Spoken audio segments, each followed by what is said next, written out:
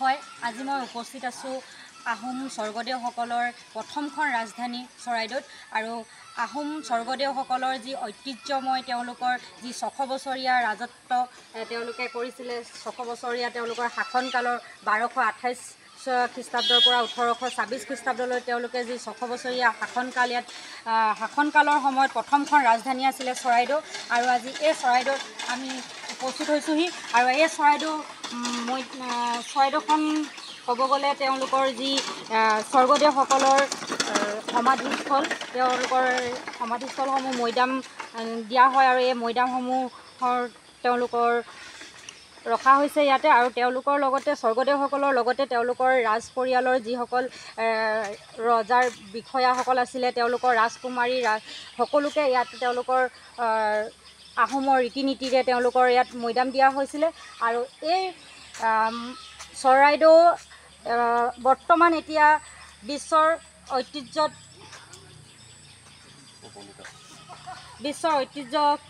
উপনীত হ'বলৈ এতিয়া বেছি সময় নাই আৰু ২৬ তাৰিখে যিহেতু দিল্লীত ঘোষণা হ'বলৈ গৈ আছে আমাৰ চৰাইদেউখন বিশ্বৰ ঐতিহ্য ক্ষেত্ৰত আৰু ইয়াত এজন স্থানীয় লোক উপস্থিত আছে তেওঁৰ সৈতে কথা পাতিম কি ক'ব খবৰটো শুনিতো আমাৰ যথেষ্ট ভাল লাগিছে স্থানীয় হিচাপে আজি এই ২-৩ বছৰে যিটো প্ৰচেষ্টা চলাই আছে অসম চৰকাৰে হওক বা ভাৰত চৰকাৰে মিলি দুইজন আৰু লগতে আমাৰ অসম চৰকাৰৰ বিভিন্ন বিভাগৰ দ্বাৰা ইয়াত মানে এনেধৰণে কামবিলাক কৰিলে আমাৰ ছিংগাপুৰৰ যিজন মানে পৰ্যবেক্ষক আহিছিল ইয়াত লিমচিং চিয়াং নামৰ এজন তেখেতে ইয়াত চোৱাৰ আগে আগে যিখিনি কাম কৰি তুলিলে অসম চৰকাৰে তেখেতলোকক আমি সদায় ধন্যবাদ দিবই লাগিব আৰু লগতে আমি এই স্থানীয় বাসিন্দাসকল যিসকল ধৰক বাফাৰ জোন এৰিয়াত আছে ইয়াত এতিয়া দুটা ভাগত ভাগ কৰিছে কোৰ জোন আৰু বাফাৰ জোন কোৰ জোনত আমাৰ ৯০টা মৈদাম সামৰি লৈছে আৰু বাফাৰ জোনত আমি লাগভাগ ৪,০০০তকৈ অধিক মানুহ আছোঁ ৪,৫০০ ৫,০০০ ভিতৰত এই বাফাৰ জোনৰ এৰিয়া মানুহ এই সকলোখিনিয়ে সেই পৰ্যবেক্ষকৰ প্ৰশ্নৰ উত্তৰত আমি দিছিলোঁ তেখেতলোকে কৈছিলে আপোনালোকৰ কিবা অসুবিধা হ'ব নেকি আমি স্থানীয়সকলে কৈছিলোঁ আমাৰ একো অসুবিধা নহয় তেখেতলোকে কৈছে আমি কোৰ জোনটোতো বহুত সুন্দৰভাৱে সজাম তেতিয়া আমি তেখেতক এটাই কথা কৈছিলোঁ আপোনালোকে কোৰ জোনটোক যিমান সুন্দৰকৈ সজাব পাৰে বিশ্বত জিলিকাই তুলিব পাৰে ঠিক তেনেকৈ আমি বাফাৰ জোনটো এটা গ্ৰীণ জোন হিচাপে আমি গঢ়ি তুলিম আৰু এই বিশ্বৰ বিভিন্ন পৰ্যটকসকলে আমাৰ এই বাফাৰ জোনটো এৰিয়াটো চাই বহুত আনন্দিত হ'ব আৰু আমি বহুত সমিলমিলে চাফ চাফাইৰ পৰা আদি কৰি সকলোখিনি কাম কৰিম বুলি তেখেতক আমি প্ৰশ্নকালত উত্তৰ দিছিলোঁ তেখেত বহুত যথেষ্ট সুখী হৈছে আৰু লগতে আমি এই যিটো আজি শেষ পৰ্যায় পাইছেহি আমাৰ মুখ্যমন্ত্ৰী ডাঙৰীয়াই যি ইংগিত দিছে যে ২৬ তাৰিখে আমাৰ পোনপ্ৰথমে ভাৰতবৰ্ষৰ যিটো ৱৰ্ল্ড হেৰিটেজ প্লেচ অসমৰ আমাৰ চৰাইদেউ মৈদামটো ৰিজাল্ট দিব বুলি কৈছে আমি সঁচাকৈ প্ৰতিজন স্থানীয় হিচাপে সুখী হৈছোঁ আৰু আনন্দিত হৈছোঁ ঘৰে ঘৰে চবৰে আনন্দৰ উল্লাস আৰু লগতে আমি ইয়াৰ পাছৰ পৰ্যায়ত যিখিনি কৰিবলগীয়া কাম আছে স্থানীয় হিচাপে সকলো কৰি যাম আৰু এই আৱাসতে আমি অসমৰ মুখ্যমন্ত্ৰী ডাঙৰীয়া তথা প্ৰধানমন্ত্ৰী মোদী ডাঙৰীয়াক আমি ধন্যবাদ দিব লাগিব তেখেতলোকৰ সদিচ্ছাৰ কাৰণে আজি আমাৰ এনে এটা ক্ষেত্ৰত উপনীত হৈছে আৰু লগতে তেখেতলোকৰ যদি সদিচ্ছা নাথাকিল হয় আজি আমাৰ অসমতে চাওক আমাৰ মুখ্যমন্ত্ৰী হেমন্ত বিশ্ব শৰ্মা ডাঙৰীয়াকে আদি কৰি ১৭জন মুখ্যমন্ত্ৰী হৈছে যদি সদিচ্ছা থাকিলে হয় এই ১৬জন মুখ্যমন্ত্ৰীয়ে এই চৰাইদেউ মৈদামটোৰ বিশ্ব ঐতিহ্য ক্ষেত্ৰত আগুৱাই নিব পাৰিলে হয় বা ইয়াৰ উন্নয়নমূলক কামবিলাক কৰিব পাৰিলে হয় কিন্তু আমি এইটোৰ কাৰণে আমাৰ অসমৰ বৰ্তমান অসমৰ মুখ্যমন্ত্ৰী হেমন্ত বিশ্ব শৰ্মা ডাঙৰীয়াক আমি সদায় সেৱা জনাব লাগিব সদায় তেখেতৰ নাম ল'ব লাগিব আৰু আমাৰ পিছৰ জন্মেও তেখেতৰ নাম ল'ব লাগিব তেখেতে যি সদিচ্ছা দেখালে ইয়াত যিখিনি আগ্ৰহ দেখালে প্ৰধানমন্ত্ৰী ডাঙৰীয়াক তেওঁ যিমান অনুৰোধ বিনোৰোধ কৰি আমাৰ চৰাইদেউ মৈদাম বিশ্ব ঐতিহ্য ক্ষেত্ৰলৈ নিবৰ কাৰণে আগ্ৰহ প্ৰকাশ কৰিলে আমি সকলো আমাৰ স্থানীয় লগতে আমাৰ অসমবাসী তথা ভাৰতবাসী বহুত আনন্দময় হৈ পৰিছে আৰু ২৬ তাৰিখে আমি এই উল্লাসত আমি সকলো গোট খাই ইয়াত আমি সদায় যেনেকৈ আমাৰ এই পূজাস্থলীত বন্তি প্ৰজ্বলন কৰা হয় সেইদিনা আমি সকলো গোট খাই সমূহীয়াভাৱে পূজা পাঠ কৰিম আৰু লগতে আমি যি ইয়াৰ বিশ্ব ঐতিহ্য ক্ষেত্ৰৰ হৈ যোৱাৰ হোৱাৰ পাছত যিখিনি কৰণীয় কাম আছে আমি স্থানীয় হিচাপে যিখিনি কৰিব লাগে চাফ চাফাই বা আদি কৰি দূৰ দূৰণিৰ পৰা অহা পৰ্যটকসকলক আমি যি ধৰণে সেৱা শুশ্ৰূষা কৰিব লাগে সকলোখিনি কৰি যাম যাতে এই চৰাইদেউ মৈদামত আহি তেওঁলোকে কোনো অসন্তুষ্ট প্ৰকাশ নহয়। আৰু এই আৱাসতে আমি আমাৰ অসম চৰকাৰ পুৰাতত্ব বিভাগৰ কৰ্মচাৰীসকলক বিষয়াসকলক আমি ধন্যবাদ দিব লাগিব। আজি এই 2-3 বছৰে তেখেতলোকে দিনে নিশাই কাম ইয়াত অব্যাহত ৰাখিলে আৰু আমাৰ স্থানীয় বিধায়ক ধৰ্মেশ্বৰ কোঁৱৰো তাত জড়িত আছে। লগতে আমাৰ মন্ত্ৰী যোগেন মোহন ডাঙৰীয়া, প্ৰাক্তন সাংসদ তপন কুমাৰ ডাঙৰীয়া সততে এই চৰাইদেউ মৈদামৰ লগত লাগি আছিল আৰু চৰকাৰক বা মুখ্যমন্ত্ৰী ডাঙৰীয়াক সততে তেখেতলোকে জোৰদাৰ চলাই আছিল। কালি আমি লোকসভাত আমাৰ যোৰহাট সমষ্টিৰ বৰ্তমান সাংসদ গৌৰৱ কুমাৰ ডাঙৰীয়াই কৈছে 2014 চনতে তেওঁৰ দেউতাক প্ৰয়াত মুখ্যমন্ত্ৰী তৰুণ গগৈ ডাঙৰীয়াই ইয়াৰ বিষয়ে বিশ্ব ঐতিহ্য ক্ষেত্ৰৰ কাৰণে যিটো আগলৈ কৰিছিলে সেইটো আমি নুই কৰিবই লাগিব। কাৰণ কেলৈ সেইটো কেতিয়াও সম্ভৱ নহয়, যিহেতু আমাৰ এই চৰাইদেউলৈ অহা চৰাইদেউ মৈদামলৈ অহা চৰাইদেউৰ ক্ষেত্ৰ বা চৰাইদেউ উদ্যানখন তেখেতৰ মন্ত্ৰীৰ সভাতে তেখেতৰ চৰকাৰ দিনতে যোৰহাটলৈ লৈ গ'ল। আমাৰ এই স্থানীয় ৰাইজ তথা আমাৰ বিভিন্ন আহোমৰ সংগঠন সকলো বৰ দূষিত ইয়াক লৈ। আৰু সেই কাণ্ডবিলাক যাতে এতিয়া এটা শুভ কামত তেনেকুৱা প্ৰশ্নবিলাক উত্থাপন কৰিব নালাগে, ৰিজাল্ট দিয়াৰ আগলৈকে কোনো হৈচৈ কৰিব নালাগে। আমি বিশেষকৈ এই আমাৰ সংগঠন আহোমৰ সংগঠনসকলকো মই অনুৰোধ জনাওঁ। অসমৰ 600 বছৰীয়া ৰাজত্বকালৰ প্ৰথম ৰাজধানী চৰাইদেউত আহি উপস্থিত হৈছোঁহি আৰু চৰাইদেউৰ যি জীৱন্ত কালৰ যিসমূহ তাৎপৰ্য আছে তেওঁ আমি স্থানীয় এজন দাদাৰ পৰা জানিব বিচাৰিম। দাদা, আপোনাৰ প্ৰথমে নমস্কাৰ জনাইছোঁ। নমস্কাৰ। কওকচোন আপুনি চৰাইদেউৰ বিষয়ে অলপ। চৰাইদেউ বুৰঞ্জীৰ পাতত সোণালী আখৰেৰে লিপিবদ্ধ এটা নাম। চৰাইদেউ মানে চেৰাইদৈ। যি সময়ত এই স্থানত চাওলুং চুকাফাই প্ৰথম স্থায়ী ৰাজধানী পাতিছিল সেই সময়ত চৰাইদেউ হিচাপে নাছিল, চেৰাইদৈ হিচাপে আছিল। চে মানে নগৰ, ৰাই মানে জিলিকি থকা, দৈ মানে পাহাৰ বা পৰ্বত। পাহাৰৰ ওপৰত জিলিকি থকা নগৰ হিচাপে এই নামটো আছিল। দেশে স্বাধীনতা লাভ কৰাৰ পিছত মানুহৰ মুখ বাগৰি গৈ গৈ সেই চেৰাইদৈ ঠাইত চৰাইদেউ হ'ল।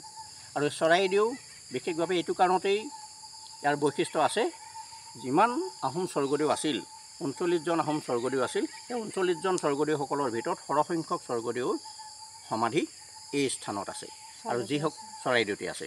আৰু সেই সমাধিবিলাকক সমাধি বুলি নকৈ, সমাধি ক্ষেত্ৰ বুলি নকৈ, মৈদাম ক্ষেত্ৰ বুলি কয়, পবিত্ৰ মৈদাম ক্ষেত্ৰ। আৰু এই পবিত্ৰ মৈদাম ক্ষেত্ৰই বৰ্তমান বিশ্ব ঐতিহ্য ক্ষেত্ৰত স্বীকৃতি লাভ কৰিবলৈ গৈ আছে। গতিকে এই কাৰণতে আমি সকলো পক্ষকে স্থানীয় ব্যক্তি হিচাপে ধন্যবাদ আৰু কৃতজ্ঞতা জ্ঞাপন কৰিছোঁ। আৰু কি ক'ব, চৰাইদেউৰ ইয়াত যিসমূহ মৈদাম আছে কেনেদৰে মৈদামসমূহ মানে ইয়াত মৈদামসমূহত কেনেদৰে ৰজা মহাৰজাক মৈদাম দিয়া হৈছিলে অলপ বহলাই আপুনি যদি কৈ দিয়ে ভাল হ'ব। একচুৱেলি মৈদাম নিৰ্মাণ কৰাৰ পদ্ধতিটো প্ৰথম অৱস্থাত ইটাৰ প্ৰচলন হোৱাৰ আগমুহূৰ্তলৈকে কাঠেৰে এটা ঘৰ নিৰ্মাণ কৰি লৈছিল, চূড়া আকৃতিৰ ওপৰলৈ জোঙা আকৃতি হাঁহকণীৰ আকৃতিৰে, আৰু সেইটো উৰিয়াম কাঠেৰে নিৰ্মাণ কৰিছিল। আৰু সেই ঘৰটো বা সেই মানে চূড়া আকৃতিৰ ঘৰটোৰ ভিতৰত স্বৰ্গদেউসকলৰ মৃত্যুৰ পিছত তেওঁৰ মৃতদেহটো ভৰাই মাটিৰে পুতি দিয়া হৈছিল। আৰু সেইকাৰণতে মাটিৰে পুতি দিয়াৰ কাৰণতে এতিয়া এই মৈদামবিলাকৰ দুটা অৰ্থ আছে, এটা হ'ল মৈদাম আৰু এটা হ'ল ময়দাম। মৈ মানে মাটি, দাম মানে দম, মাটিৰ দম। আৰু ময়দাম মানে ময় মানে শান্তি বা জিৰণি, দাম মানে মৃতক, মৃতকৰ শান্তিস্থল তথা জিৰণিস্থল। এই দুটা নামেৰে নামাকৰণ কৰা হয়। কিন্তু এতিয়া ময়দামৰ ঠাইত এতিয়া মৈদাম এই নামটোহে বেছি প্ৰচলিত হৈছে। আৰু এই মৈদাম প্ৰচলিত হোৱাৰ কাৰণে, মাটিৰ দম হিচাপে প্ৰচলিত হোৱাৰ কাৰণতে বহু ব্যক্তিয়ে মাত্ৰ মাটিৰ ঢিপ বুলি ভাবি থাকে, এই মাটিৰ টিলা বুলি ভাবি থাকে। কিন্তু এই মাটিৰ ঢিপটোৰ ভিতৰত বা মাটিৰ টিলাটোৰ ভিতৰত যে এটা পকা ষ্ট্ৰাকচাৰ আছে বা এটা কাঠৰ ষ্ট্ৰাকচাৰ আছে, কাঠৰ ঘৰ আছে, স্বৰ্গদেউসকলৰ মৃতদেহ তাত সংৰক্ষণ হৈ আছে, এই কথাখিনি বহুতে বুজি নাপায়। কিন্তু আজি বিশ্বক এই কথাখিনি জনাবৰ কাৰণতে আমাৰ বিভাগীয় কৰ্তৃপক্ষ দল সংগঠন আৰু বিভিন্নজনৰ সুচিন্তাৰ ফলস্বৰূপে এই কথাখিনি বিশ্বত প্ৰকাশিত হ'বলৈ গৈ আছে আৰু ই এটা শুভ লক্ষণ। 2000 চনত যি খনন কাৰ্য হৈছিলে 2 নম্বৰ মৈদামটোত তাত আচলতে কি ওলাইছিলে খনন কাৰ্যত? ভাৰতীয় পুৰাতত্ত্ব জৰীপ বিভাগৰ সৌজন্যত তেওঁলোকৰ অধীনত থকা 2 নম্বৰ মৈদামটো খনন কাৰ্য কৰা হৈছিল। তাত 5জন মানুহৰ কংকাল উদ্ধাৰ হৈছিল। তাৰে 4গৰাকী মহিলা বুলি DNA টেষ্টত প্ৰমাণ হৈছে আৰু এজন পুৰুষৰ। গতিকে সেই 5টা কংকাল উদ্ধাৰ হোৱাৰ ফলস্বৰূপে আৰু তাত অন্যান্য সা সামগ্ৰী উদ্ধাৰ হৈছিল, লগতে 5টা কংকাল উদ্ধাৰ হৈছিল। গতিকে তাৰ পৰা এইটো প্ৰমাণিত হয় যে স্বৰ্গদেউসকলৰ লগত জীৱিত মানুহ গৈছিল, লগোৱা লিকচু আদি গৈছিল। গতিকে এই কথাখিনি প্ৰমাণিত হৈছে। আৰু বহুতে দিছিল বুলি কয়, এই দিছিল শব্দটো একেবাৰে শুদ্ধ নহয়, কাৰণ আহোম স্বৰ্গদেউসকলক স্বৰ্গদেউ আখ্যান দিয়াৰ মূল কাৰণটো হৈছে আহোম স্বৰ্গদেউসকল ইন্দ্ৰবংশীয় ৰজা আছিল। ইন্দ্ৰৰ লগত সম্বন্ধ থকাৰ কাৰণে ইন্দ্ৰ থাকে স্বৰ্গৰ অধিপতি। গতিকে সেই স্বৰ্গৰ লগত সম্বন্ধ থকাৰ কাৰণে আহোম ৰজাসকলক স্বৰ্গদেউ হিচাপে পৰিগণিত হৈছিল বা আখ্যান লাভ কৰিছিল। আৰু সেই স্বৰ্গদেউ মানে ঈশ্বৰৰ প্ৰতিনিধি হিচাপে গণ্য কৰিছিল সেই সময়ত প্ৰজাবৰ্গই। আৰু তেওঁৰ লগত যাবলৈ পালে বহুতে সৌভাগ্যৱান বুলি ভাবি বহু লগোৱা লিকচু বা ৰজাৰ সহযোগীসকল স্বইচ্ছাই মৈদামৰ ভিতৰত সোমাই গৈছিল। আৰু ইয়াতে যি হৰধোৱা পুখুৰী এনেকুৱা কিছুমান পুখুৰী আছে যে এইবিলাকৰ কি আচলতে? হয়, হৰধোৱা পুখুৰী, পেটুধোৱা পুখুৰী, কোৰধোৱা পুখুৰী আদি বিভিন্ন পুখুৰী আছে। প্ৰত্যেকটো পুখুৰীৰ মানে এটা বেলেগ বেলেগ বৈশিষ্ট্য আছে। ৰজাক ইয়াত মৈদাম দিয়াৰ আগমুহূৰ্তত ৰজাৰ শটো ধুইছিল, আৰু ৰজাৰ শ ধোৱাৰ আগতে ৰজাৰ পেটটো ফালি পেটুও ধুইছিল। পেটু ধুবৰ কাৰণতে পেটু ধোৱা পুখুৰী, তাৰপিছত আকৌ মানে পেটু ধোৱাৰ পিছত আকৌ শটো আকৌ সুকীয়াকৈ ধুইছিল, আৰু সেইটো কাৰণতে শ ধোৱা পুখুৰী। গতিকে শ ধোৱা পুখুৰীৰ শটো ধুই এই আলিটো আপোনাৰ ধুদুৱাৰ আলিৰ পৰা মৈদামলৈ যিটো সংলগ্ন আলি সেইটো হ'ল শনি আলি। ৰজাৰ শটো অনাৰ কাৰণে আলি নিৰ্মাণ কৰিছিল, আৰু সেইটো শনি আলি। শ ধোৱা পুখুৰীৰ পৰা শনি আলিয়েদি আনি এই স্থানত স্বৰ্গদেউসকলক মৈদাম দিয়াৰ পিছত যি মাটি খান্দিবৰ কাৰণে কোৰ ব্যৱহাৰ কৰিছিল, সেই কোৰ ধুবৰ কাৰণে শ ধোৱা পুখুৰীৰ কাষতে কোৰ ধোৱা পুখুৰীও খনন কাৰ্য কৰিছিল। গতিকে ইয়াত পেটু ধোৱা পুখুৰী, শ ধোৱা পুখুৰী, কোৰ ধোৱা পুখুৰী, পোতা পুখুৰী। যেতিয়া হিন্দু ধৰ্ম গ্ৰহণ কৰাৰ পিছত আজিৰ দিনতো আমাৰ মানুহক শ্মশানশালীত খৰি দি থৈ অহাৰ পিছত মানুহে গাটো ধোৱাৰ পিছতহে ঘৰত প্ৰৱেশ কৰে। ঠিক তেনেদৰে ইয়াত মৈদাম দি যোৱাৰ পিছত এতিয়া মানুহে গা ধুবৰ কাৰণে পুতি গৈ ৰজাৰ মৃতদেহ পুতি গৈ তেওঁলোকে গা ধুবৰ কাৰণেও পোতা পুখুৰী নামেৰে পুখুৰী খন্দাইছিল। ইয়াত এটা পোতা পুখুৰীও আছে, সেইটো মানুহৰ বহুতৰ জ্ঞাত নহয়। গতিকে সেই পুখুৰীও ইয়াত আছে। এতিয়া বৰ্তমান 4টা পুখুৰী ইয়াত আছে। ধন্যবাদ। আচলতে চৰাইদেউৰ কথা কৈ থাকিলে আমাৰ বুৰঞ্জীৰ ইতিহাসৰ পাত যি গৰকি গৈছে চৰাইদেউৱে, এই কথা কৈ থাকিলে নপৰে। আচলতে চৰাইদেউৰ বহুতো ইতিহাসৰ ঠাই গৰকা বহুতো আছে, আমি কথা জানিবলগীয়া আছে। আজি এজন দাদাৰ পৰা বহুখিনি কথা জানিব পাৰিলোঁ।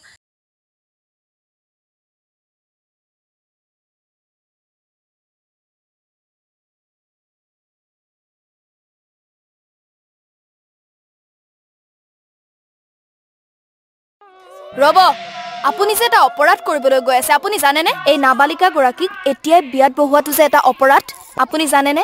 অপৰাধ কেনেকৈ? মোৰ ছোৱালী, মোৰ কথা। তুমি যিয়েই নোকোৱা ভূঞা, 18 বছৰৰ তলৰ যিকোনো কন্যা সন্তানৰ বিয়া দিলেই আইনগতভাৱে এক দণ্ডনীয় অপৰাধ। বিয়া দিয়াজন যিমান দায়ী, বিয়া পতাজনো সমানে দায়ী। এতিয়া তাই পঢ়া শুনা কৰাৰ বয়স, খেলা ধূলা কৰাৰ বয়স। তাইক খেলিবলৈ দিয়ক, পঢ়িবলৈ দিয়ক, আৰু চাব এদিন আপুনি তাইক লৈ গৌৰৱ অনুভৱ কৰিব পাৰিব। এতিয়াই তাইক সংসাৰৰ বোজা দি তাইৰ ভৱিষ্যত জীৱনটো অন্ধকাৰ কৰাৰ অধিকাৰ তোমাৰ জানো আছে? মোৰ ভুল হৈ গ'ল মাজনী, মোক ক্ষমা কৰিবা।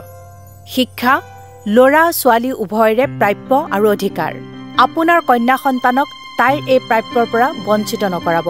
বাল্য বিবাহ ভাৰতীয় আইনৰ দ্বাৰা বিহিত এক দণ্ডনীয় অপৰাধ। এনে অপৰাধ কৰি আপোনাৰ কন্যা সন্তানৰ ভৱিষ্যত অন্ধকাৰৰ মাজলৈ ঠেলি নিদিব।